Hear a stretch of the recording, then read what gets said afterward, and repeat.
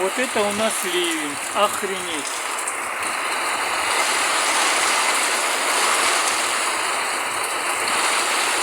Это еще немножко убавился.